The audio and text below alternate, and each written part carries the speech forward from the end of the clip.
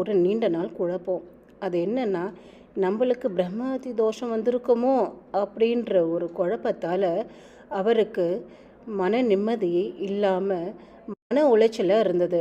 அதனால் அவர் மகா பெரியவாவை பார்த்து இதற்கு ஒரு தீர்வு கண்டுபிடிக்கணும், மகா பெரியவாவோட தரிசனத்தை கண்டு அவருடைய ஆசீர்வாதத்தை பெறணுன்ற ஒரு எண்ணத்தில் மகா பெரியவாவை சந்திக்கணும்னு புறப்பட்டார். அந்த எண்ணத்திற்கு காரணமான கதையை நம்ம இப்போ பார்ப்போம். ஒரு செல்வந்தரான ஒரு பக்தர் தன்னுடைய காரியமாக தன்னுடைய காரில் ஒரு நண்பரை வெளியூருக்கு அனுப்பி வச்சார். துரதிர்ஷ்டவசமாக வெளியூருக்கு போன அந்த நண்பருடைய காரு விபத்தில் சிக்கி அந்த நண்பர் சிவலோகம் போய் அடைஞ்சிட்டாரு.